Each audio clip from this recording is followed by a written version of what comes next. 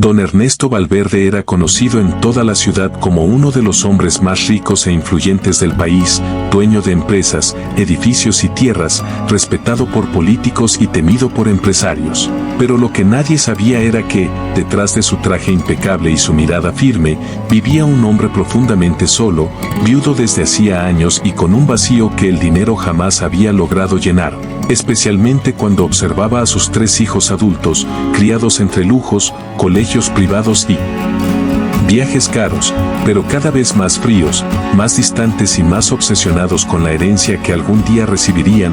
Hablaban de inversiones, de autos nuevos y de quién se quedaría con tal o cual propiedad, pero casi nunca le preguntaban cómo se sentía, si comía bien o si dormía tranquilo, y una noche, después de escuchar por casualidad una discusión entre ellos sobre qué harían cuando el viejo ya no estuviera, algo se rompió dentro de él. No gritó, no lloró, simplemente tomó una decisión que cambiaría sus vidas para siempre. Decidió desaparecer, vender discretamente una parte mínima de sus bienes, dejar todo bajo fideicomiso y salir a la calle convertido en un mendigo, no para castigarlos, sino para probarlos, para saber si en sus corazones aún quedaba algo de humanidad. Se dejó crecer la barba, se puso ropa vieja, ensució sus manos, caminó encorvado y durante semanas vivió como los olvidados del mundo, durmiendo en refugios, comiendo sobras, aprendiendo lo que era ser invisible y en ese camino descubrió más solidaridad entre los pobres que entre muchos ricos. Personas que no tenían nada le ofrecían un café caliente o una sonrisa, mientras otros lo miraban con desprecio.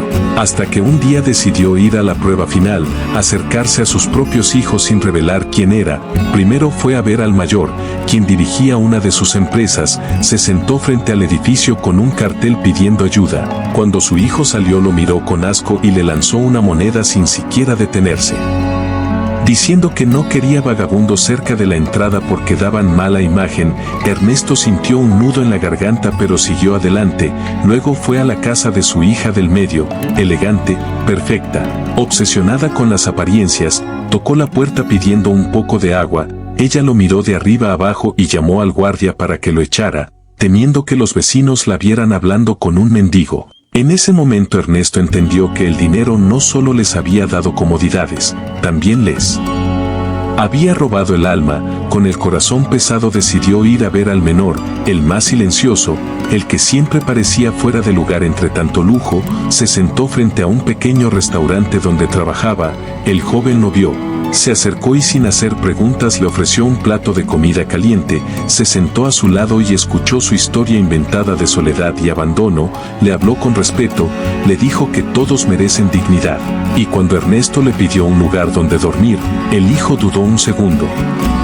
Miró su pequeño apartamento y respondió que no era gran cosa, pero que podía compartirlo. Esa noche Ernesto lloró en silencio, no por el frío, sino porque por primera vez en mucho tiempo se sintió visto, amado sin condiciones. Al día siguiente decidió terminar la prueba, organizó una reunión familiar, envió un mensaje citándolos a todos en una casa vieja que aún conservaba. Cuando llegaron y lo vieron, sucio, delgado y con la barba larga, no lo reconocieron, comenzaron a quejarse del lugar.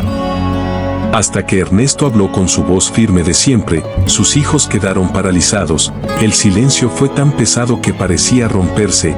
Él les contó todo, la vida en la calle, el hambre, la humillación, la indiferencia. Y les habló del momento exacto en que cada uno lo rechazó. Las lágrimas comenzaron a caer, especialmente cuando dijo que no buscaba venganza, sino verdad. Explicó que el amor no se mide en herencias ni en cuentas bancarias, sino en cómo tratas a quien no puede darte nada a cambio. Anunció que cambiaría su testamento, que gran parte de su fortuna sería destinada a fundaciones para ayudar a personas sin hogar, y que solo su hijo menor recibiría la empresa principal, no como premio, sino como responsabilidad. Los otros 2 se derrumbaron, pidieron perdón, confesaron que el dinero los había cegado, que habían olvidado lo esencial. Ernesto los abrazó, pero dejó claro que el perdón no borra las lecciones. Con el tiempo los 2 mayores comenzaron a trabajar en obras sociales. No por obligación, sino para reconstruirse como personas, el hijo menor siguió viviendo con sencillez, recordando cada día aquella noche en que un mendigo le enseñó el verdadero valor de la compasión, y Ernesto, ya sin necesidad de pruebas, pasó sus últimos años en paz, rodeado de actos sinceros y no de palabras vacías. Cuando murió, la noticia no fue que un millonario había fallecido, sino que un hombre había dejado un legado de humanidad, y muchos lloraron, no por el dinero que repartió, sino por la lección que dejó grabada en los corazones, porque al final entendieron que la verdadera riqueza no se hereda, se demuestra.